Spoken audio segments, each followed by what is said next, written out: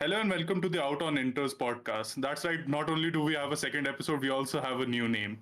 Quacke, how's the first two races of the season been for you? They've been really good. I've been neither of them I've watched live. Yeah. Honestly, this weekend I fucked my sleep schedule so bad that I honestly could have watched them live if there was one this weekend. But last weekend I was too much of a good boy to wake up that early Yeah. or stay up that late. So I watched them in post. But I thought honestly I thought both of them were really fun. Yeah. Australia was like a banger premiere, I think.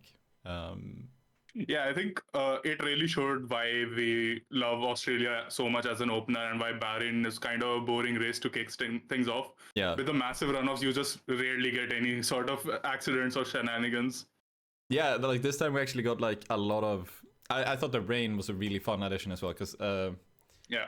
especially for a premiere, that was really good because I feel like a lot of drivers maybe could have coped with it better if it was later on in the season. But now it was like, Yeah. I mean, you saw the two McLarens there, like when Piastri went off. That's like, Yeah. the fact that both of them get thrown off that bad, I thought was like, like indicative of how difficult shit must have been there. But it was Yeah. So like you said, a lot of people crashed out, a lot of people went off and somehow recovered. We can start off right there with the crop of rookies and a couple of veterans as well. There were 6 people who did not finish the race, and like it's a varying level of how much they failed. Obviously, first up we have Hajar going off in the formation lap. I know he's a rookie, but did you expect that to happen? Like formation lap winning it just like that? Honestly, no. But I can sort of understand why it's happened because again, it's like I can't remember if we had rain at the start, right? Like, yeah, it was wet. Yeah, it had been raining since the morning. It had leveled down a bit, but it was still raining. Yeah, that's like I can understand that. So it's like he's new. It's a new car. I don't think Hadjar did a lot of like FP1 runs last year. I especially don't think he did much in the rain. So like it's a very new experience, of course. So I would say that's like not to be expected, but it's something I can understand, and like it's something you can definitely recover from if you're a rookie. Yeah, I mean, we obviously saw later in China that he did recover from it pretty well. But someone who did not get that chance was Jack Doohan, also winning it in the first lap, followed rapidly by Sainz under the safety car and Alonso. So that was a bit of a weird segment for me because Doohan, I can understand same reasons as Hajar. It's his first race this season, probably his first race in the wet as well. But someone like Sainz, someone who's so experienced and he's just reporting I had a torque surge or something, a bit weird for me. It is a bit weird. I think he did have a torque surge because when I was watching it, the commentators, the Swedish commentators were like, yeah, that is like it's super like it sounded really weird where like suddenly the car just sort of spiked. Yeah. And that's like that's kind of strange. So I think maybe that was something he's not used to. Maybe it was his fault. Like maybe it was him, like something with the throttle pedal, something he wasn't used to. It's a new car. Like maybe Williams do something slightly different. Disappointing start to say the least for Sainz. Yeah. Oh yeah, it definitely was. Because you wouldn't want to. That's not how you would want to start. And if it wasn't for Albon doing a pretty damn good job, I think Williams would be in a pretty poor position for it. But they've done, I mean, they managed to work it all out. Anyway, I mean, we can jump into Albon really quick here. Then finished P5. Initially had a P4 result in the standings before Kimi got reinstated. A massive weekend for Albon there, and then repeats it in China as well. Everyone was expecting Sainz to be the leader of that team now, being a proven race winner. Albon has really surprised me, I think, with the level up compared to where he was against Colapinto. Oh yeah, like definitely, because Albon, it really felt like he lost it sort of towards the end of the year last year. Yeah. Because I feel like he was doing really good, but then it just sort of disappeared, and like he had crashes. He didn't really get those really good race results that we would have had previously out of him. So for him to kind of level back up for the start of this year has been really good.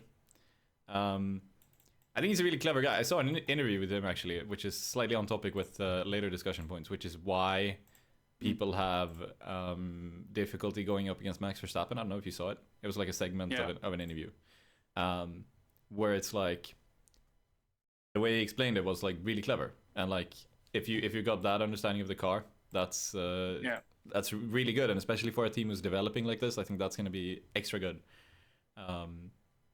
If you've got somebody who obviously understands how the car really works and how to drive the car. So yeah. Yeah. So do you think it just comes down to the lack of experience for Sainz, particularly in the Williams? And where do you think this partnership will go in the future? Do you think Albon will have the better of Sainz this year? I think he might. But he's got a big head start. Like, I think there's a chance that there's less points on offer as the season goes on, because I think Ferrari are probably going to recover a little bit and start getting into the points a bit more consistently. So like you're going to end up with having like, you know, even if Sainz or Albon have a good weekend, they're going to be 8th. And that's sort of where I think we're going to end up. So then like now Albon has a 16-point head start on Sainz as 1. And that like if he's going to make that up with P8s and P9s, that's going to be quite difficult. I mean, I could be wrong. If they really step it up, I mean, they could definitely keep up. I mean, Haas have stepped up pretty big already. Yeah. So like a more back running team can probably swing up in there. Like, and we don't know what's going on with the second Red Bull seat, and maybe Ferrari are just screwed. And like, so a lot of things can happen. I think pound for pound, I think Sainz would over the season improve on Albon. But just because of the big points lead I think Albon has, I think he's got a... The big points lead could have even been bigger, considering Sainz only got his 1 point because of the Ferrari double DNF that we'll talk about later. Yeah. So a lot more to come from Sainz, I think, but you're right. There may simply not be points on offer later on the calendar. Yeah. I mean, I think so, because sorry, but like we expect Ferrari to break back in. I would say. Yeah. I would say that it's like it would be weird if they don't. I think we expect over the season the second Red Bull car gets a little bit closer. We're also going to talk about that, but like I expect that we have the top 8 pretty much locked out, and then it's going to be Williams. So yeah. Okay. So. Other people who crashed out, Alonso had one of his issues. He has had 2 poor races so far. And Bortoleto, being a rookie, crashed out as well. So I think Bortoleto was expected, but Alonso, the super veteran of the field, crashing out in the rain is...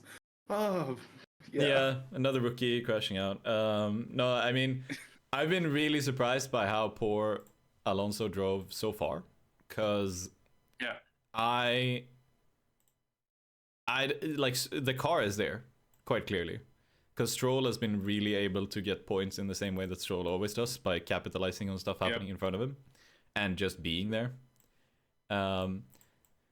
And 2 or 3 years ago, that performance out of the Aston Martin car would have been an Alonso P5 or something.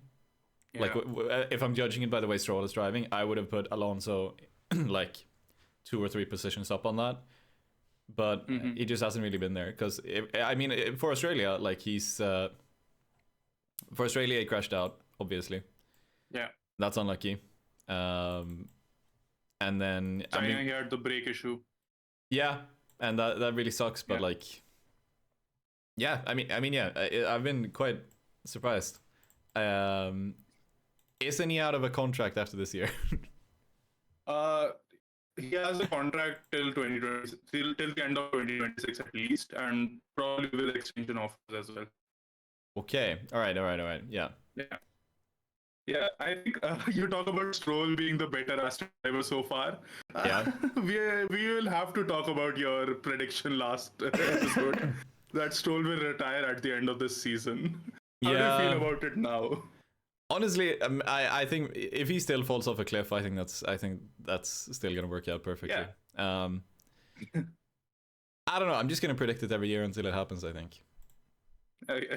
So far, though, Stroll has been like pretty solid.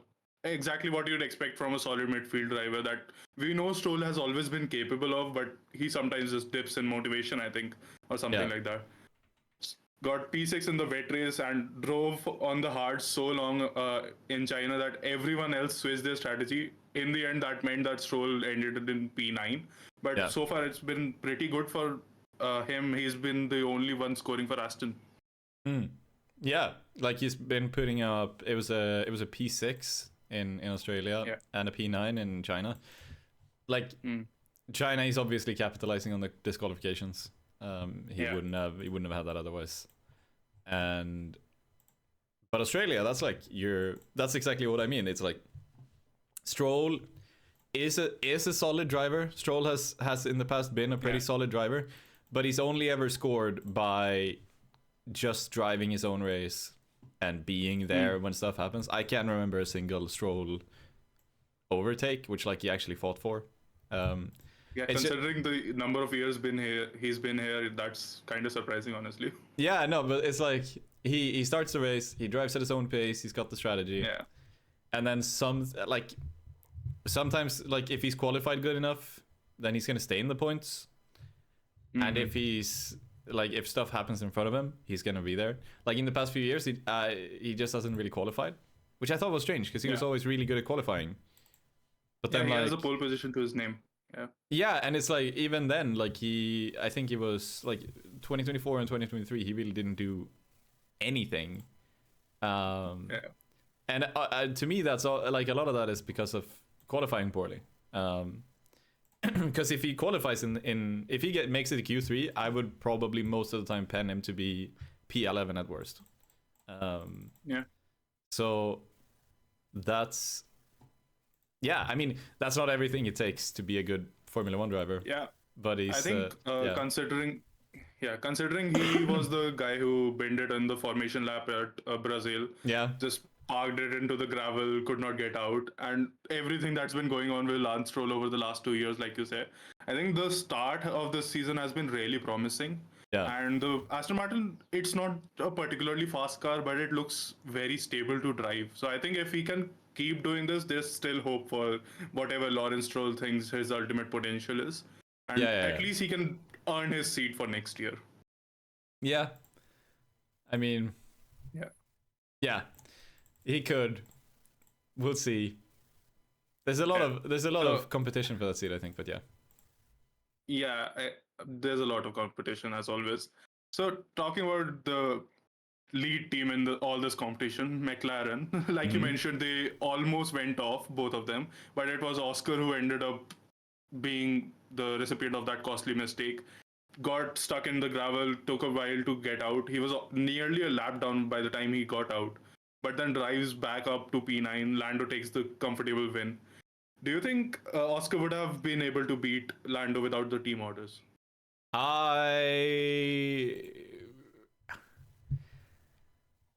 I'm trying to remember. Like, yeah, he had pace. Yep, he was half a second away. Yeah, I think he could have. But it's... Yeah, I think he could have. I mean, he could have. If he's half a second away, I think he definitely could have. But I didn't really feel like Norris pulled out like some amazing pace towards the end. He really didn't. Max was like less than a second away at the finish. So if that was Oscar instead, that's like... Yeah, I think Oscar could have beaten him there, to be honest. Yeah, for me, I think China does alleviate some of my issues with how Australia was managed. But initially, when I saw that race live, my immediate reaction was, why are you calling in team orders right now? Like, I know you are going to let them race after a certain point, by which time Oscar has lost his momentum, Oscar has lost his mojo in a way. But they are smart drivers, they are experienced drivers. You trust them with long-term contracts for your team as well. So why are you expecting them to fight it out and end up in the wall fighting with back markers or whatever? That was the reasoning they gave, that they are approaching back markers, so it's not right to fight. I think if they just let them fight, they would be smart enough not to decide where to take the advantage or not. Yeah, I think... Sorry, I think... I'm not sure what I think about McLaren for this year, because I think it could just break out completely. Because we've already had some like already in 2 races we've had a little bit of tension. And that could really screw them up. So I mean, I mean, yeah, I would have preferred to see Oscar win in Australia. Yeah. But I think both of them are really level-headed to the point where like they know where the line is. Like they know where it's not like exactly. yeah. And It's plus, not yeah. team orders, I think team orders ended up costing McLaren more because the moment that radio message was played on broadcast, you could see that Oscar was first slowing down, but then he started like losing his line a bit through the corners, and he wasn't exactly in the zone that he had been so far. And Yeah. I think that might have played a part in why he ended up P9 instead of P2 like he should have. Yeah, I think he did, and Yeah. I mean especially the way they go off. Like Norris goes off first, and he's obviously like that. Obviously throws Oscar off, and it's like they would say this as well. It's like you're following the other driver, and like you're not driving exactly like them. It's not like you're copying them. You have you take your own line and stuff, but like you still have an eye on them, and that's like it's gonna throw you off if the driver in front of you goes off completely. So that's definitely difficult. Yeah. So you are wearing a classic era Ferrari shirt right now. Yeah. What are your thoughts on team orders in general then? I think they might be needed occasionally. While it's fun to see the drivers fight, especially in equal cars, I think it's definitely bound to cause a lot of trouble a lot of the time. Because even if you really don't want to crash into your teammate, I think maybe the worst thing is to get taken over by your teammate. So I think a lot of drivers would have troubles with that. And like for Ferrari, they have the same thing. And the way it's looking, I feel like Lewis and Charles have been really close and like on track, and that's gonna be difficult. It's obviously not a big issue if it's P6 and P7, but if they are this close and we end up seeing them in P1 and P2, I think you're gonna have to step in with team orders, for sure. Yeah. Norris also have a Go on. Norris and Piastri, I think it's a little bit more like I don't think Oscar is the kind of guy to really have to like make it past. Like I have to make it past. I have to make this overtake. And neither is Norris. I think I wouldn't say they're fine with it, but they would probably accept to just stay where they are if team orders came in. Yeah. I'm not sure about the same thing for like Lewis and Charles. So they already had a bit of a flashpoint regarding team orders that we'll have to discuss in a bit. Yeah. But talking about Oscar, like you said, he doesn't seem like a driver who would mind accepting team orders, even if he isn't on board with it 100%. And that's, I think, what we saw in Australia and China. He did not particularly enjoy the team orders. He did not think it was justified at that moment. But instead of complaining, instead of making it a scene on the podium or anything like that, he just comes back in China and puts in a dominant performance that I don't think Lando could have matched at any point during that weekend. No, I think, and that was Oscar's weekend from the start. Yeah. I mean, qualifying makes it really important. Especially with how I thought it was really interesting with the China qualifier because the second lap that pretty much everybody did was slower. I think maybe it felt like Russell was the only one who improved in the final Q3 lap. So that was, I mean, that was really solid from Oscar to make that happen, and it really sets up a really good weekend for him. So I mean, Lando didn't really have anything to put up against that. Yeah, Lando was talking about how with the track being a bit front limited, he wasn't able to get to grips with the car very well. But Oscar simply had no problems with that. And like you said, almost nobody was improving in Q3 there. But Oscar, even though he was slower in the middle sector, comes in and just throws it around the final corner and gets a minor improvement, which means he said 2 times good enough for pole. Either would have kept him in P1, and that just sets him up for the perfect drive down the first straight. Yeah, like Yeah, I think on China, especially with the really challenging and really technical first corner, you Yeah. have a big advantage being able to pick your line there because there's only really one way to Mhm. get around, I think. Yeah. And I would say, I'm trying to remember, you want the outside line going into China turn one, because then you have the inside Yeah, I think so. for the little left kink. Like you have good traction on the outside. Mm. And yeah, like if you can command that, then you know you have the lead into turn one as long as you know get Mhm. a decent start. So having pole is really important. And yeah, I mean, he got priority on the strategy as far as I remember, and Yeah. that's the right way to do it. Yeah, they did not pull off another hungry weekend this time by pitting Lando first. Yeah. They asked him. They Yeah, asked it him in could the have been interview big. afterwards if this was the start of his championship campaign or something, and he was like, Mhm. he was really resigned about it. And I thought that was a bit sad. I think he should have said, yeah, like this is when I'm gonna win the championship. I think Oscar's not really the guy who will come out and just say, I am going to beat Lando every single race. He's going to play the team player role in the media and then suddenly just overhaul him in the championship. Yeah, exactly. Like I don't think he's that guy, which is a shame because he definitely can Yeah. win the championship. Hmm. But yeah, I mean, who know who Yeah. knows who knows what's gonna happen.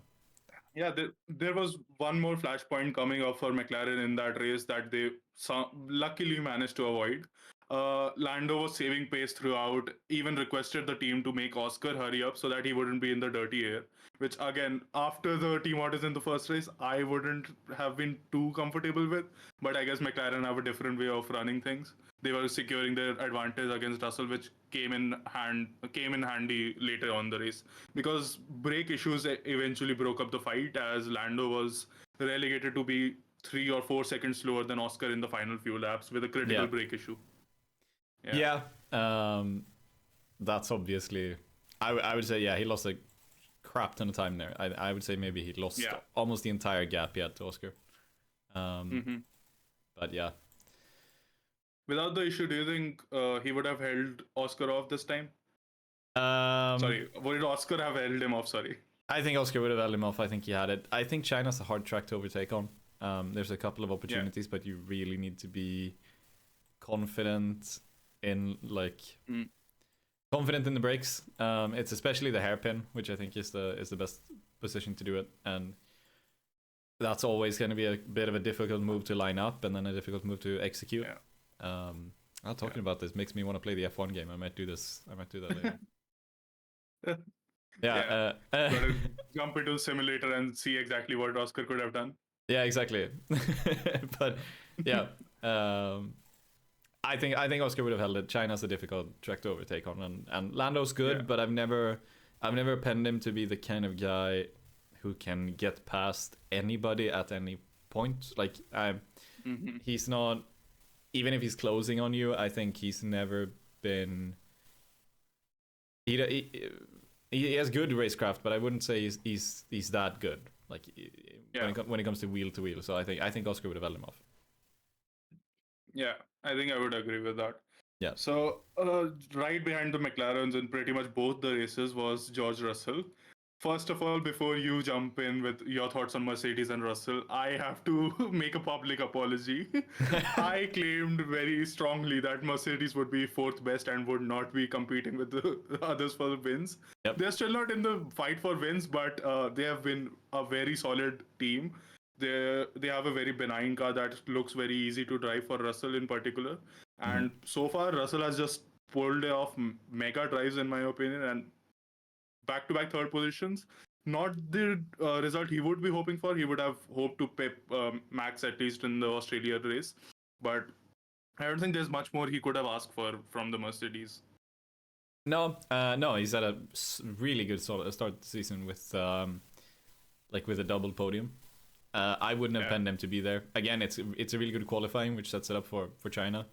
Mm-hmm. And I wouldn't have put him on a double podium to start the season ahead of these races. So he's done really well there.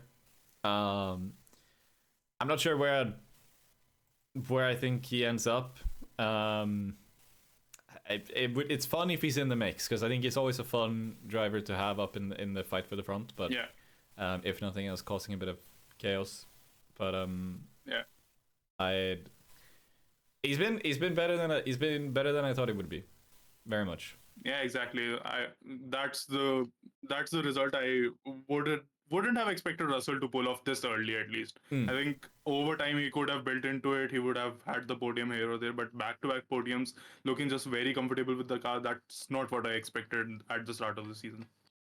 Yeah. And then like him versus Kimi, I think he's done a solid job to hold Kimi off, even while Kimi's had a very good couple of debut races. Mm-hmm. He's done a very solid job to keep him behind. Like it would have been, I wouldn't have thought it was overly surprising if Kimi was maybe even ahead of Russell at this point. Like Russell definitely could have had a poor start to the season that way, but it's at least a security for him that he's not being beaten by the rookie. So yeah. I mean, the rookie's been impressive in his own right. Gets fourth in Australia. Wet race, every other rookie has gone off. People like Alonso and Sainz have also gone off. And Kimi just drives a simple race, gets fourth position. There was a bit of discussion about his penalty for, I can't even remember what it was for exactly, but he got a 5-second penalty during the race. Yeah, in Australia, right? It was Yeah. something about, I'm gonna look up what it was. Unsafe release, I think. It might have been that. Yeah, it was some. I remember it was something team related. It wasn't. It wasn't exactly that. Like it wasn't his fault. So gets fourth on debut there, and he gets a driver of the day in China, which just shows that he's the new face of the teenage mob instead of Lando Norris. Because himself and Toto Wolff were both quite surprised with him getting a driver of the day for starting in 8th and finishing in 8th. Turns into a 6th position, which means he's sitting at 22 points already. So that's a pretty good start for Kimi. Probably the strongest rookie as we had predicted earlier. Yeah, I mean, he's done really solid, which I wasn't expecting. I would have thought he was going to be very poor, especially towards the start.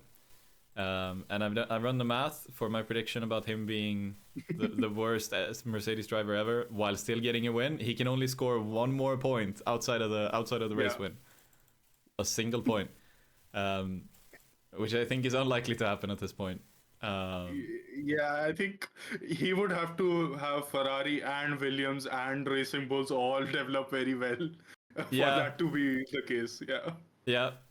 So it's not gonna happen. But yeah, I can't find what the penalty was about. I think it was an unsafe release, or it was something like that. It was something dumb, which honestly though, like unsafe release is one which they normally like they never remove it. I think Mercedes pulled out some old precedents about how similar things had happened in a previous race and wasn't penalized. So that made the stewards eventually overturn their decision. Yeah, right. It was actually. Yeah, it actually was an unsafe release. On Nico Hülkenberg, but they thought it was fine apparently after the fight. That's strange, but all right. Yeah. So as it stands, Mercedes number 2, right behind McLaren. Obviously, still a gap for them to cover before they get to race wins right now, but comfortably ahead of Red Bull and Ferrari. Can Mercedes be back to the front this year? No, I think they're still a bit off. I think they're up there in the podium fight, which is nice. Mm-hmm. I think they're up there. Maybe even with an outside shot at the constructors, depending on how much team orders affect McLaren. Because if they're just gonna stand there and like benefit from stuff breaking out at the front, I could absolutely see Mercedes having a shot at the at the constructors championship, depending on how the McLaren like tension develops and how the like Red Bull obviously probably aren't gonna have a big challenge for That, and Ferrari are looking kind of weak at the moment. It's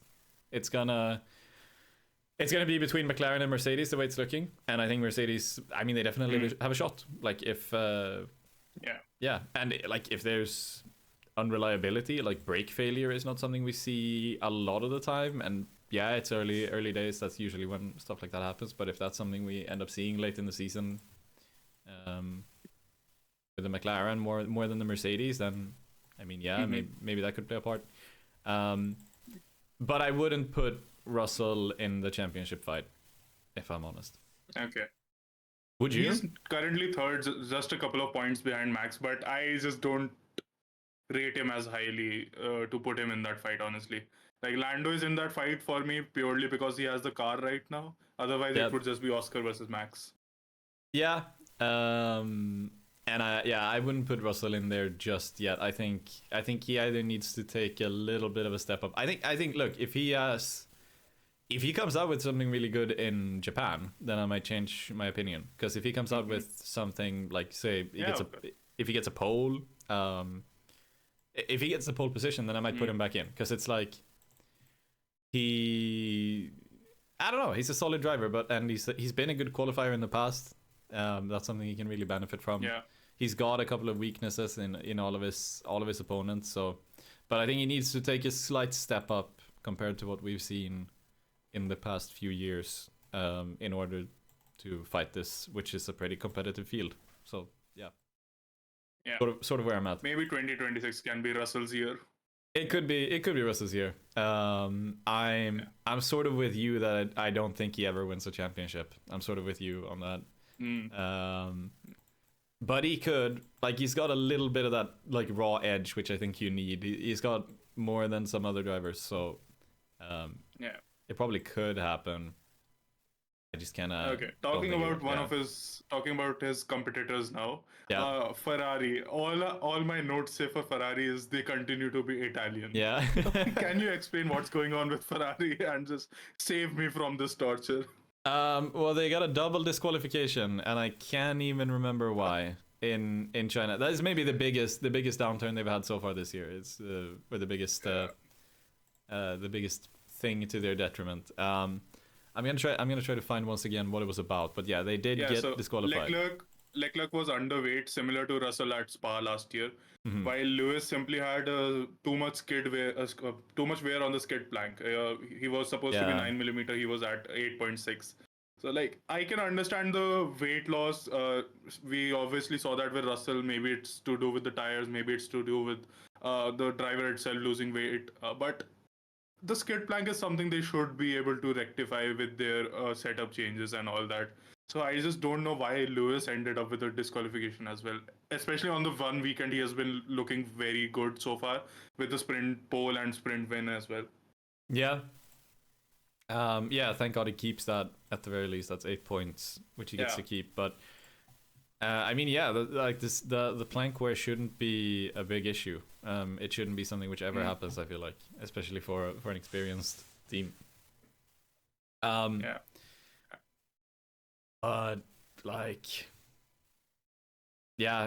that's just really unlucky. The sprint, I still think Ferrari have a lot of positives to take from the season so far. They look kind of weak in Australia. Like, that's not overly exciting for the rest of the season. But like in China, Lewis had the sprint, pole, and the win. That's really good to be able to pull that performance out of the car, even if you can only do it some of the time. It seemed like it was a bit here and there because the way Charles was talking after, I think it was after qualifying, where he said he put it in a really interesting way, which was in the sprint qualifying. Like he could feel that the car was there to do really good work. Like he could definitely put it into a really good position. Yeah. But he felt like he wasn't giving it his all. Like he was missing on like personal performance. Then in the actual qualifying, he said it was the opposite. Like he took 100% out of that car, but like it just wasn't there. So like from one day to the next, because it wasn't like there weren't significant changes in conditions. I think it was at max. It was minor changes to temperature, which shouldn't be affecting it this much. Yeah, like, the race was the big swing in temperature and conditions. Yes, so, it's a really strange thing. Yeah.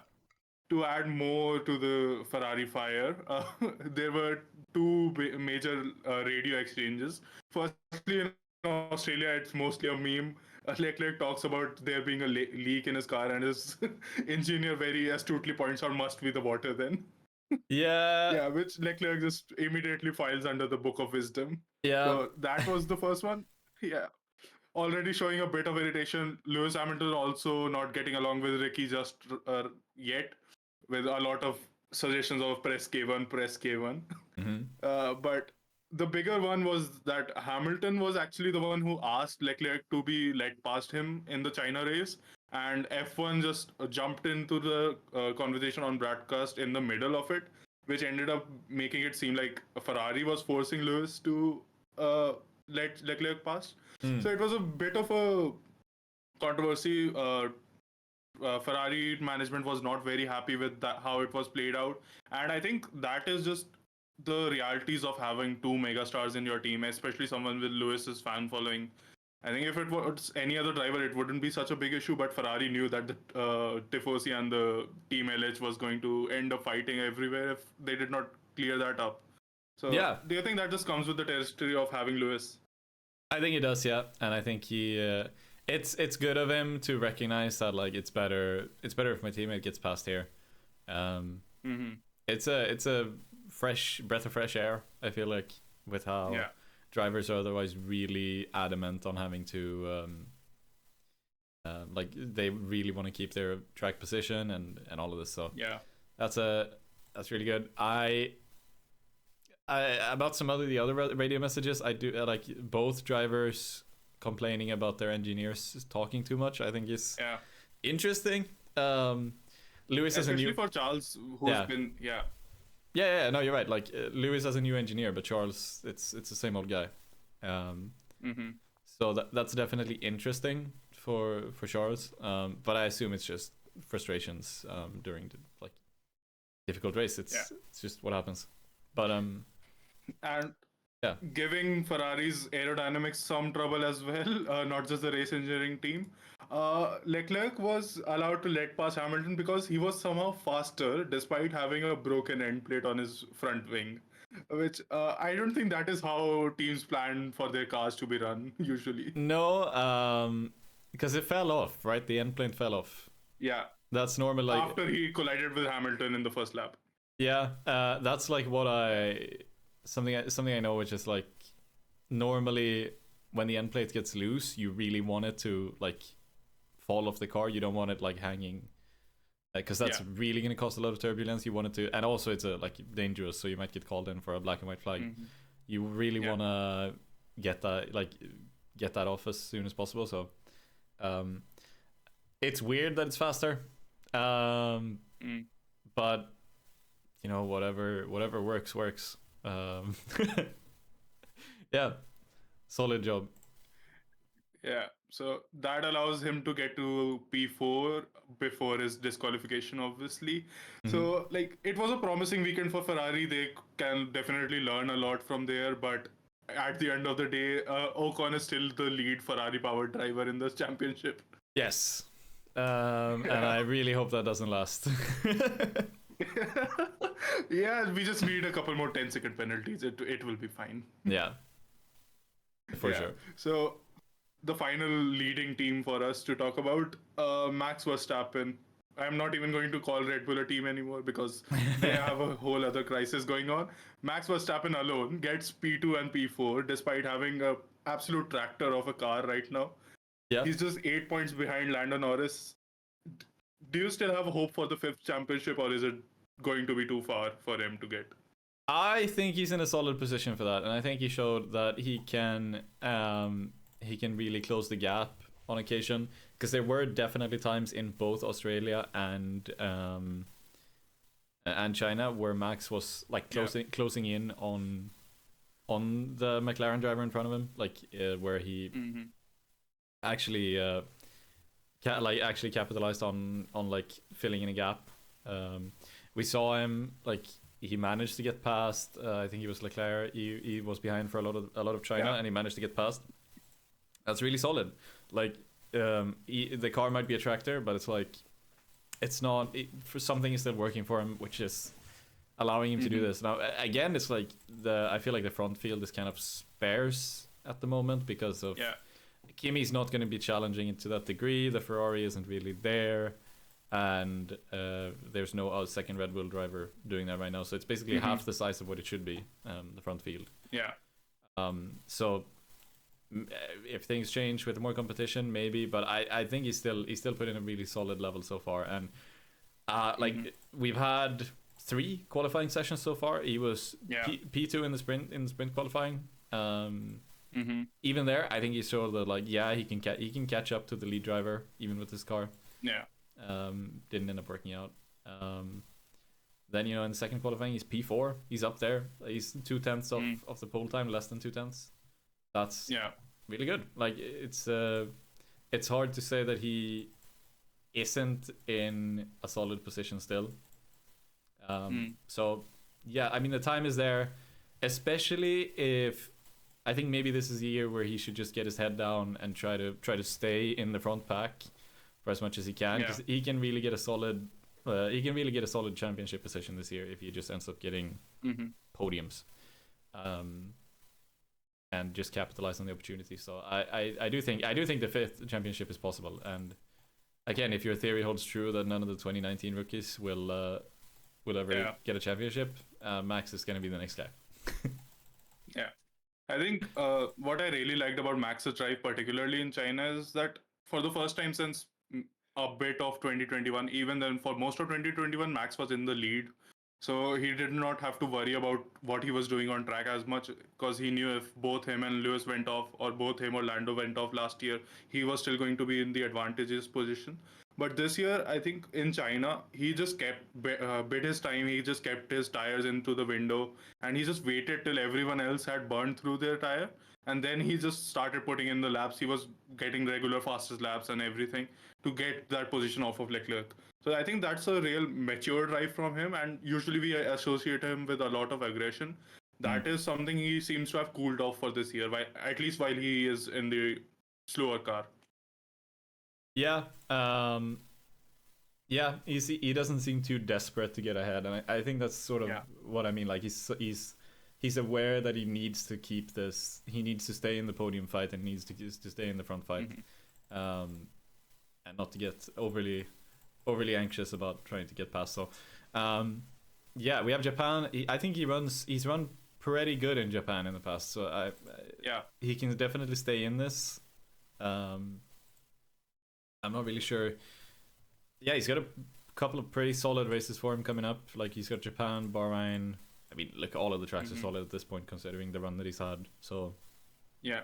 But Japan, he's done pretty good, and he won last year, and the year before that, and the year before that. Yeah, it could be. Could be another couple of. What would it be? It would be his 4th Japanese Grand Prix win if he gets it. Yeah. Let's hope that happens so that we keep getting a spicy championship fight. And let's move on to the other end of the Red Bull Racing Bull scheme. Racing Bulls might be moving to the UK campus with Red Bulls now, but their DNA is still Italian AF. Yeah. So despite some amazing drives from Yuki and a good drive from Hajar in the China race as well, they come away with just 3 points, which I think they made up in the sprint race, not even in the main races either. So far it has been kind of a disastrous season given how good their car is. Like some people are even suggesting they have the 4th best car ahead of the Red Bull. So what are your thoughts on what Racing Bulls has pulled off so far? I think they've done really good so far in both races. Yuki was P12 in Australia, which is a solid position to be. And then in China, I mean, they qualify so well. They qualify like P9 and P7 is insane, especially for Isaac Hajar. So and then they just absolutely screw the pooch on the strategy. Like even then, Hajar ends up 11th, and Yuki, I can't remember. I think he had a tech issue or something. He did a really late stop, which was his wing broke off. Yeah, his wing broke off. Yeah. Oh yeah, it just snapped. Yeah, that was super weird. Really shouldn't happen. I hope that doesn't end up being an issue. But yeah, I mean, he was running pretty good even ahead of that time, but they were missing out on the points, unfortunately. So, yeah, I mean that's strategy. Everybody went for a one stop. I thought it looked pretty clear that it was gonna be a one stop kind of race, but they went for the two stop and they couldn't make up the time. As I remember, Lawson did the same thing. I think because he also did the two stop. I think, I can't remember exactly why he did that. Maybe it was because he started on the hards, so he ended up running too long. Yeah. Either way, not a great start for Racing Bulls, especially when you consider. You said the Australia P12 was pretty decent from Yuki. When you actually look at how that race was going, he was running in the top 5, top 6 for a big chunk of that time. Like he should have finished ahead of Albon in that race. Yeah. But then they just mess up the strategy once again. He comes in 3 or 4 laps later. You can say he was trying to stay out, maintain track position, but in the end, it just seems like they aren't very quick at adapting to the strategy requirements of the race. No, I can't remember this having been an issue before because they were always pretty good at capitalizing on strategy. With like that's how you'd get sneak podiums and even the race win from Gasly. In Toro Rosso and AlphaTauri. So it's strange, but I hope they improve. Maybe this is a bit of a one-off situation. But I'm happy with Hadjar so far. I think Hadjar easily could have drowned. And especially after Australia, I think he's after the it was a very solid recovery for Hadjar in China. So yeah. I think they have a solid position to go from, even if it is just 3 points to the tally right now. I think there's definitely more to come there. Yeah. So someone who will be loving Racing Bulls' disaster is probably Haas. Yeah. Given they started Australia with a car that the moment it went on track, Ayaka Komatsu has said in interviews that he said the car might be broken. That's how big the trouble seemed to be. And while they still think there's a lot to improve on that car, China just gave them such a big points haul that they might be able to hold on to a good position at the start of the year. P5 for Ocon, P8 for Behrman after the 2 Ferrari exclusions. Ocon, like I said, is leading the Ferrari championship so far. So, great job, Haas, I guess. Yeah. I wouldn't have expected it. And I have to say, Behrman, pretty insane. It's even not just the... It's not just the the finishing position he's put in and the times he's been putting in, because that's like it's I would have expected him to struggle there, especially where I thought he wouldn't do anything this year like as a whole. We wouldn't be able to see him pull off any like overtakes. Like I wouldn't have expected it to see him racing too much. I think China was like a playground for him, considering how many overtakes he got. All the ciao messages on the radio that we heard as well. He was clearly having a lot of fun. Yeah, and he had that one in particular into the hairpin there with I think it was I think he might have been Bortoletto. Doohan, it was Doohan. Okay. And that's just like that's really good. That's it's hard to say like from a rookie, and especially one in a team. I think even they would have gone into the season thinking that there might not be a lot to pick up on. But to really like he read doing really well in there, and he comes in, and that's a sort of overtake which I think is really good to show in your rookie season. That's I think considering Williams looked faster, considering Alpine looked great in the test, I think, and Racing Bulls have a good car as it turns out. Haas has to be very happy with how many points they've managed to take, and now they just have to put their head down and hope the car develops to the point where they can do this more regularly, especially as the other teams get ready to actually put in a decent fight. Yeah, for sure. So I wouldn't have planned them to do this. I thought they would be the last team to score, if they score at all, but they've done really good so far. Yeah. So talking about scoring, last year the last team to score was a Sauber, who came in clutch with Zhou Ganyu's final points at Qatar, I think it was. But Hulkenberg P7 in Australia gives Sauber more points than the entire 2024 campaign. Yep. The team might still finish P10. Do you have any hope for Sauber? No, Colapinto's obviously coming in to Alpine because they're fighting Alpine at this point. Like they're gonna, they're gonna get beaten by the Racing Bulls, especially now with Lawson coming back. I think so. They're gonna fall behind. And Colapinto coming in, we don't know what could happen there. I don't think Sauber are focusing too hard on this season to begin with. I think they're very much thinking about next year. I think they're very much thinking about Audi. Being Audi. So I wouldn't pen them to have a chance at P11. But I mean, who knows? Like, and also like Gasly has been really close to scoring. Like Gasly has done a really solid job in the races. We're talking about Sauber, but we're talking about Alpine here as well because like Gasly in China, if he wasn't disqualified for being underweight, he would have been P9. That's like that's where it is. That's where he was on the road, and he was P11 in Australia as well. So I mean, it's hard to say that. Yeah, I don't know. Bortoleto also put in a good job, though, I think. He finished ahead of Hulkenberg on the road in China.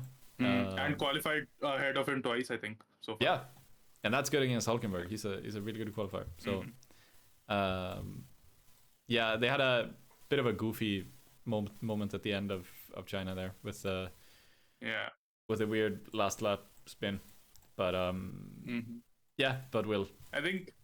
I think Sauber, like you say, will be fighting against Alpine. Alpine themselves aren't having a very good time. The car looked pretty solid early on, but after the flexi-wing changes that came in following Australia, they have admitted that they are the ones who have made the biggest changes to the wings, and that is going to take away a lot of performance from them.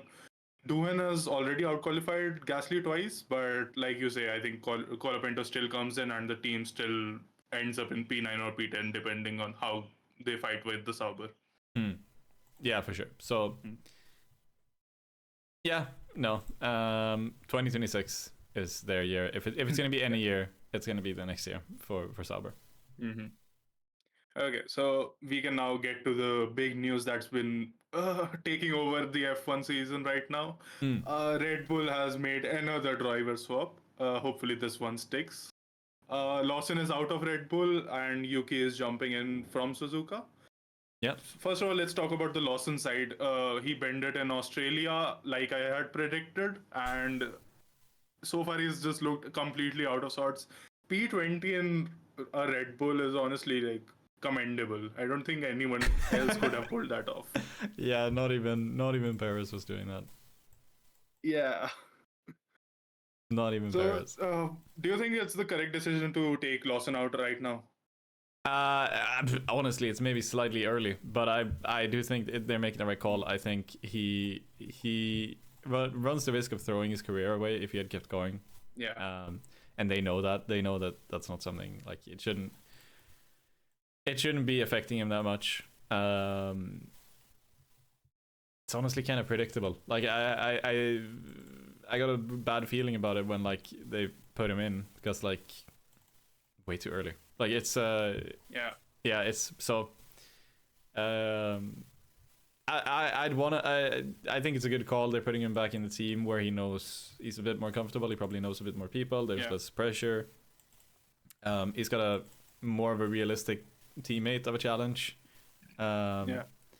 So I think they've made the right call here, and especially ahead of Japan. I think Yuki's going to do better. I think Yuki's going to do a lot better across the whole season as well if he stays here, because we've just seen out of all of the juniors we saw step into the main team, Yuki has like time and time again proved that he can put in solid performances week after week for a weaker team. So and like he's fought upwards with better drivers in better teams. He's been there to do that. So I think they're making the right call. It's the call they should have made from the start. to be honest. But Yeah, exactly. That's yeah, the big issue that I have with this call. If you think that Yuki is good enough to be dropped in 2 races later, then yeah, why not just give him the winter season to get in touch with the Red Bull team, get proper testing, proper simulation work, and everything, instead yeah, of just dropping him at his home race where he's going to have every single fan waiting for him to be on the podium or be a race winner suddenly. yeah. I think even if we consider the 5 years of experience that Yuki now has, it's still a lot of pressure to put any driver under. Oh, for sure. Yeah, it's gonna be rough for him. Like I think it's gonna be good, Yeah. but it's also gonna be rough for him, and it's an entirely new kind of challenge, and he needs to step up because at this point they made the call. Like Hmm. if they wanted someone to peter around P12 for the rest of the season, they would have kept Lawson, and he needs to make this happen for his own career's sake as well because he. Yeah. I don't know if he wants to stay in Red Bull long term. I don't know if Red Bull want to keep him or if they'd rather go for somebody else for that. But he's Yeah. definitely a contender for an Aston Martin seat or for, honestly, Cadillac. yeah, for sure. And honestly, even some of the front runners, like if something were to happen there. So, um, yeah, uh, he really needs to make this work, and they're doing it in Yeah. in a weekend where, like, um, I would say he's in a good position for it. Like it's his home race. That's a race where you expect him to have a little bit more hype for himself, and Yeah. it's also rough, as you say. Like he's gonna have a lot of pressure because it's his home race. Yeah. Um, Yeah. I think the only positive I can see for Yuki right now is he gets control of whether he can save his career or not. If he puts in a mega drive, he has a chance to stay at Red Bull. He has a chance to get a contract from a different team even. But if he flounders, this might be game over because even if he looked good in the Racing Bulls, you're only as good as your last race usually. yeah, So it might end up costing him more than it is worth right now. yeah, that might be true. I'm trying to look at his Yeah. past results. He scored last year, and he got a P12 the year before that, and Hmm. P13 the year before that. So he seems that's fine considering where he was at the point at that point. So Yeah. I'd say he's had a solid track record at Japan. I think he can do Hmm. good there, and across the whole season, I think he can also do pretty good. Yeah. Like, yeah, Yeah. The way Red Bull has been talking about it, I think shows a bit of a positive mindset for the first time. Like mm, with Gasly, with Albon, with Lawson, even they put them in and expected them to be as quick as Max Verstappen, or even like within 2 tenths or 3 tenths. yeah, But I think bringing Yuki in, they are talking about how Yuki's experience will be helpful to developing the car out of the hole they have put it in, and that he has until the end of the year at least. mm, So there won't be another mid-season swap. So I think that's the positive that we can take from this, and hopefully that's enough to get Yuki out. Uh, if he can score points in Suzuka, even I think that's pretty solid for him because at oh least he doesn't have to cope up with Italian strategy anymore. yeah, yeah. I think it's good that they have decided to make this move because this is something I wouldn't have penned them to do a couple of years ago. So Yeah. it's definitely a change of pace from Red Bull. I think if nothing else, that's good. Um, Mm. so let's see what happens. Okay, over on the Racing Bull side, quickly then. Lawson, like you say, will be a lot more comfortable. I think he'll have the measure of Isaac. Mm. But do you think he ever gets a chance to come back to Red Bull, or is it another Gasly or Albon situation where once you're out, you better find another team to bring you in? Mm, I think he might not have a shot at the main Red Bull race again. I think he might be Mm. gone from there. But they have a lot of good data on him now. Like they have a lot of Hmm. that was something I got pointed out to me when it was around 2019 time where we had Yeah. Gasly in for half a season, we had Albon for half a season, and Kvyat was also still on the grid. So somebody pointed out to me that like, well, if they're what Red Bull are doing right now is they're just collecting a crap ton of data on what their drivers Hmm. are like. So because at that point Kvyat was like 3 years out of the main Red Bull team. So Yeah. um, it was between those three, and it was going to be one of them. And you know, it was good for them to have all the data. They know a lot about Yuki now. Mm-hmm. They know Yeah. that like as he develops, they're going to see if he's ready or not. I think he has every opportunity to stay on the grid for the future. Mm-hmm. I would still say that he's better than some of the other rookie drivers we have on the grid. Yeah. On pure merit, I mean, on past merits. Mm-hmm. It's been rough, but I don't think it's been as bad as it maybe looks. Yeah. Is what So if Liam Lawson is somehow watching this podcast, please just listen to what Quacke is saying, not what I am going to be saying now, because I'm going to slip in a hot take for the season while we're at it. I think Lawson is out at the end of this year from Racing Bulls. Oh, at the end of the year. Yeah, because I think Hajar is something they are experimenting with. I think he is a rookie. I think they don't have the data on him that he might end up being the Max Verstappen teammate in the future. But Liam Lawson, they are pretty confident won't be that guy anymore. And I think it's more beneficial for Red Bull to test out one of the myriad other juniors that they have on their payroll right now. Like you were talking about this in our DMs earlier. There's a lot of Red Bull drivers out there who could do with a chance in the Racing Bulls. There definitely is, yeah. I mean, we had, I think Lindblad is the obvious one. Yeah. There's also some ex juniors who I think were technically not connected to the junior team anymore, but are still around on the grid in F1. I'm gonna try to find them very quickly. But like, there's I think Pepe Marti is one who has been really solid, and if he puts in a good F2 season, that could be really interesting. And Ivasa is obviously working with Racing Bulls right now. yeah, Iwasa could jump into the team tomorrow. I think that would be a solid move. So he's probably who I have next in line if they end up not keeping going with Lawson. Yeah. So yeah, they have a lot of opportunities to make happen here, but I think they continue with Lawson, and I think Lawson improves. Is the short answer to what I think happens here, but yeah. Let's hope for Lawson says that works out. Okay, so since we have got the hot takes started, we can quickly run through the hot takes we had made prior to the Australian GP. We had both called Oscar to win the Australia race, and that could have happened, but ended up being quite far from reality with a P9. Yeah. So I think we can just chalk that up to McLaren making team orders happen too early, instead of taking any of the blame on ourselves being too optimistic. Yeah. Yeah. Yeah, but I think the one that got quite close was 10 cars failing to finish the race. Like you said, half the grid could crash out. And Australia, 6 DNFs, that was pretty close for the first race. I was closer than I was far off. Yeah, so I'm pretty happy with that. I would have liked to see more than 10 cars go off, but it's I mean, we could have gotten closer. Both the McLarens did go off, but they recovered.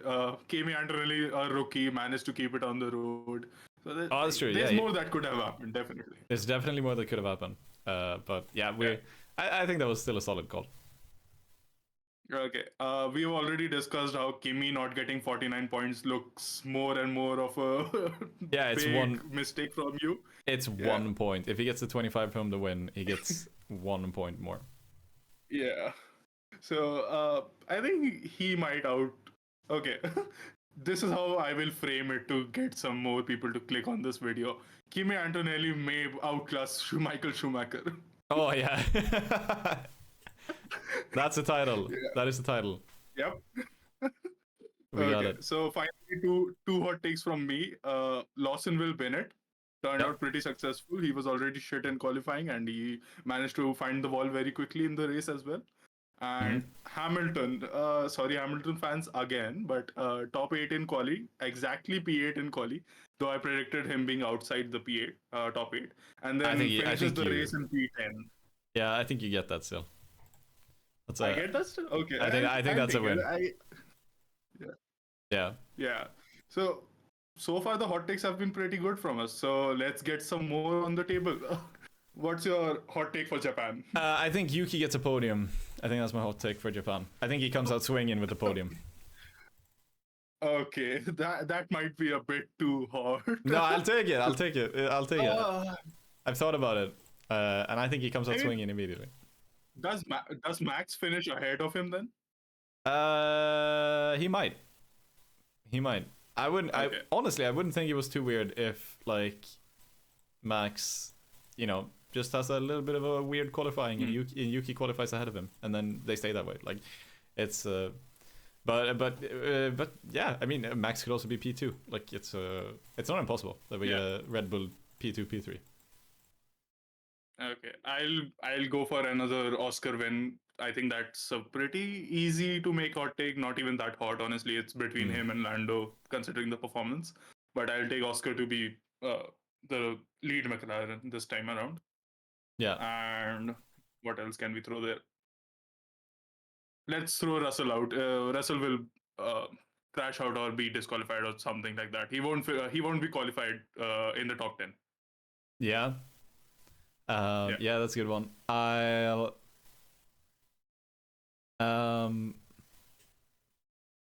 let's see what I think is gonna happen.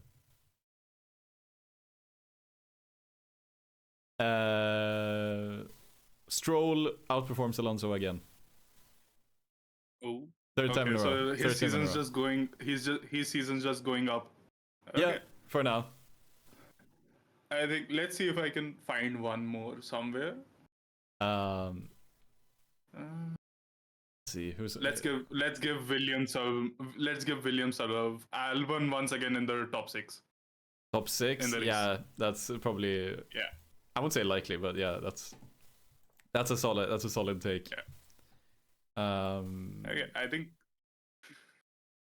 before we start running out of takes and have to predict Sauber making it to the podium somehow, let's wrap it up there. So Japan, Bahrain, and Saudi Arabia coming up. 3 pretty exciting races. Japan definitely the highlight of the early part of the season. Hopefully we've got a good run of races up, and hopefully we've got a few more episodes in us. See you then. Yeah, see you.